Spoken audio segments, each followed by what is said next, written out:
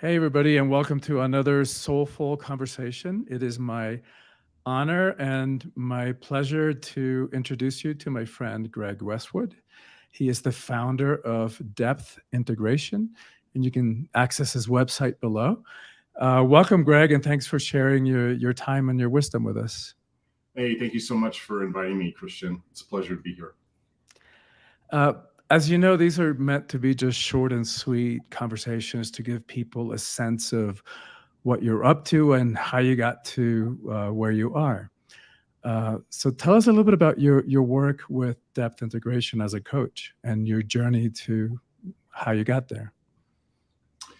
Well, I received my master's degree in somatic psychology at Naropa University back in the 90s and have been studying many spiritual paths throughout my life and decided a few years ago to create my own work. And so I developed depth integration as a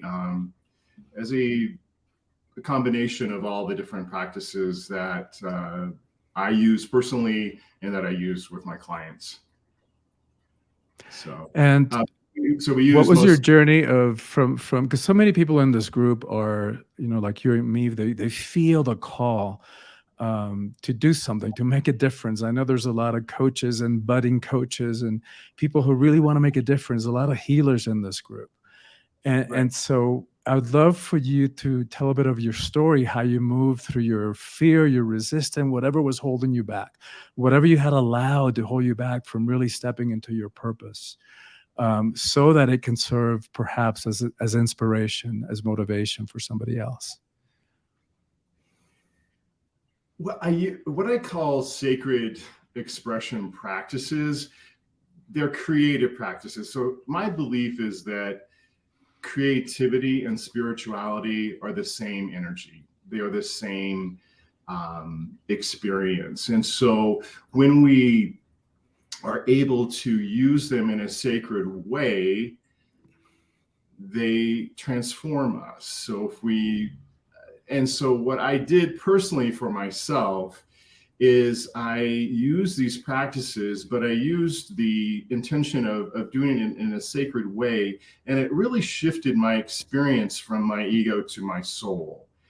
And it gave me the strength to take risks, to be on this interview with you in front of a bunch of people that I wouldn't have been able to do even a year ago, I don't think. And so I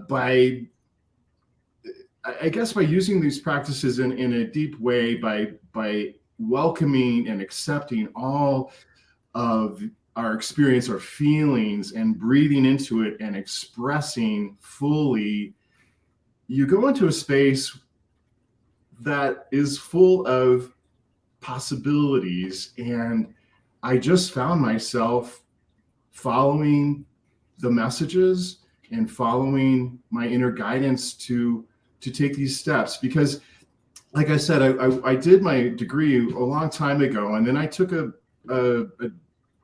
journey into more of a corporate America type thing, and made some money and became, healthy financially.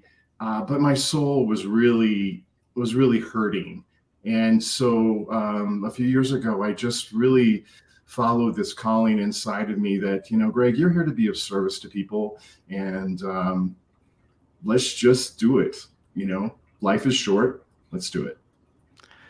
Yeah, I had a spiritual teacher who used to talk about how many of us have one foot in the spiritual world, with that spiritual calling to step into who we are and to really fulfill our purpose. And then we've got another foot in the corporate world, how do I pay the bills kind of thing. Right. And it's a really uncomfortable place to be because she called it doing the splits. And much more comfortable to just put both feet firmly planted on one. And I think that's what you did a year ago when you finally made the choice and said, yep, I'm in fully. And so tell us a little bit about that journey and how it can be supportive to somebody else.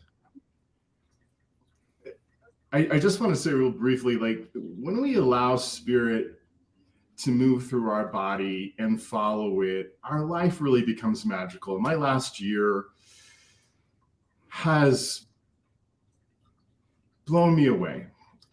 Just the experiences of I've hosted a couple of online summits with amazing speakers throughout the world, and have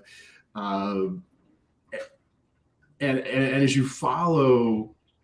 you get out of the ego and follow your soul, the soul creates so many more magical experiences than you could ever do with your head or your ego. And so I'm kind of getting lost in my thought there. So what was your question? Well, no, but I love the visual, because we don't have time to dive into what the ego is here, but a really quick visual is the stadium and the baseball. If we put a baseball in the center of the stadium, that's what the ego is, the small mind or individual sense of separate personality. Who we are is actually the stadium. And we've allowed this tiny, tiny, tiny part of us to think that it is all of us, and to make really important choices like, do I quit my job? Do I step into my real calling, from its very small and limited and always fear-based perspective? Right. And when we step, which is what you're talking about, when we step outside of the baseball and into the realm of the stadium, magic happens. All sorts of stuff that, from our limited perspective, we could never see coming. And so I love to hear more about how that was for you. Well, yeah, I mean, and it sounds so simple, but what you're saying is so true. It's always a choice between love and fear. And love sounds so, I don't know, so much like a simplistic a choice. It's not, for sure, but the power of it is 100-fold. I was just in Ecuador and had an amazing sacred healing experience there, where I was able to create enough space in my body to feel at least 500 times more love and compassion and forgiveness than I could ever imagine feeling. And that set point has changed me forever. And I know it's possible for me to do that every day. And let's talk a little bit. I would ask you a little bit about your summits, because we've been you and I've been talking about spirit and the soul and the calling and this and that. Yet the themes of your summits are about embodiment, about conscious embodiment, which you began to allude to now with those experiences you had in Ecuador. Talk a little bit about that nexus between creativity and embodiment. Yeah, well, like I was talking about earlier, and one of the experiences in Ecuador, it really heightened my awareness of the power of the voice, and I'm really playing with that right now too, as a sacred expression vehicle to take you from contraction to expansion. So all of these embodiment, all these creative embodiment expressions that we do in our daily life. We maybe go to a play or a concert, and we notice how it shifts our experience. But when we actually experience them ourselves, when we can sing from the soul, these shamans were like, Gregorio, sing. And I was like, what? And I just sang, and the shift of allowing my voice to just express itself authentically shifted me and shifted the ceremony itself. So when we can go into these activities like movement, dancing, writing, poetry, breathing, singing.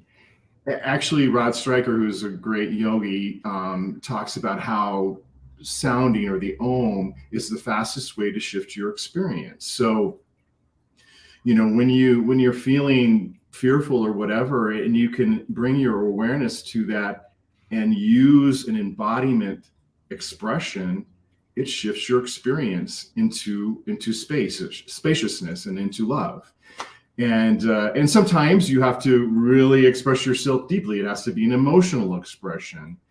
But these little simple tools I'm finding are just so powerful, because our creativity is our soul's expression. So when I help people find what really their expression that really changes their life experience, they begin living and they begin taking risks, like you were saying that I have done, because they're following that authentic, they're embodying their true self. So Beautifully spoken. Let's talk a little bit about how you work with clients, because here on one hand we're talking about embodiment and not leaving the body behind in this process of spiritual transformation, and yet we're still kind of just coming out of the pandemic. So you're doing the majority of your work, as I am, virtually. How do you work with clients in this area of embodiment virtually? It's really not much different than in person. The only difference, I guess, would be if there was some kind of a physical interaction of touch of some sort in the work. But so the first step is always to slow down. You can't hear your soul if your mind is active. Our minds just run and run and run. And so we need to slow down, develop that witness in our meditation. Meditation is the best really tool to help us develop that witness. And then be able to scan the body and understand what's going on here. What's in the way of allowing spirit to flow through me? Because spirit is energy, is all around us all the time, and it's wanting to flow through you. And then you have got unexpressed emotions or traumas or things like that we have stored in our body, that if we welcome those, welcoming is a really powerful tool that I think a lot of people don't do. Is we kind of, I'm not that, I'm not a rageful person, I'm not angry, I'm not fearful. We don't want to own those parts, but when we welcome those parts into us and we hold them, and then we give them some kind of expression, we give them then of course breath, as you know, is the most wonderful tool to then give that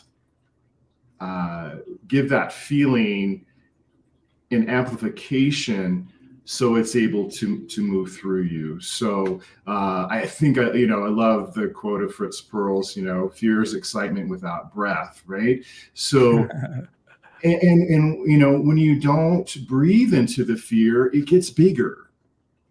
And if you breathe into the fear, like I did a little bit before I came on here, then it expands. It goes into expansion in excitement, in joy. So back to how I work with people, we really develop a strong relationship with being able to connect with themselves, being able to sense what's in the body, being able to know what feels uncomfortable, breathing into that, allowing some kind of expression, whether it's emotional, whether it's what I said before, sacred expression, movement. Movement is a wonderful way to allow that expansion to go through your whole body. And then you feel a shift. And once you express fully, there's a shift into that flow. And you can feel that go through your whole body, and you breathe into that and allow that to go in through your whole body. And then you bring your awareness in as to, how do I take this into my daily life?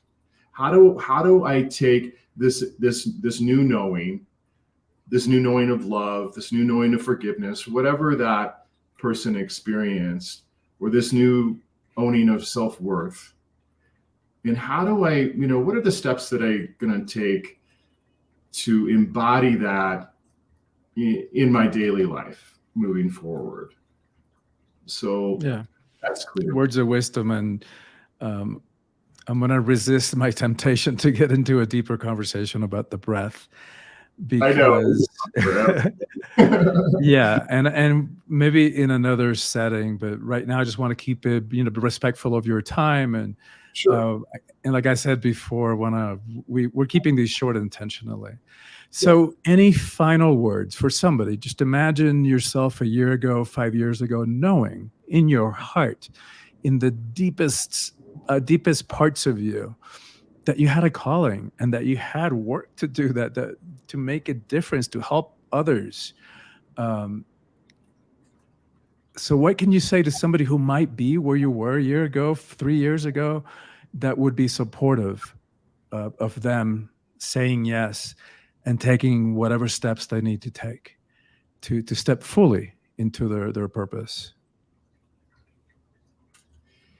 The two words that come to me are trust and surrender, and um, and those can be really scary at first. So I think we all need support to take that step. I mean, when I was in your wonderful, year-long coaching program, that's where the fire started in me, and where it started to get the support, and then it moved on to a different support system that helped me create the summits and all that stuff. So it's that you follow the quiet voice of your soul, and you trust and surrender that voice has the highest the highest your best interest, I guess, is the best way in mind, and in ways that you can't even imagine. And when you follow that, your life changed. I'm a completely different person than I was when I met you, and I feel that it takes discipline, it takes strength, but when you follow your heart, you feel joy, you feel the support. And I guess the other thing is when you relax is when you feel the support. And I think when you're in a situation like I was, and so many maybe of your viewers are as well, where you're really unhappy and you can't relax, when I would let go of that part of my life, and started to relax, things just started unfolding in beautiful ways that I could never imagine. So trust, surrender, discipline, do it every day, and get the support that you need. We're social beings. We need each other to help us reach and we need each other to be at our most authentic self for this world to change. Each of us has a special gift that's part of the circle, that's part of the solution. And when we can support each other in living from that authentic place, and sharing your creativity with the world, it's just everything. I couldn't add anything to those beautiful words and empowering words. So thank you so much, Gregg, for sharing of yourself and your experience, your time. I know that your willingness to do so makes a difference and will make a difference in other people's lives. So thank you so much.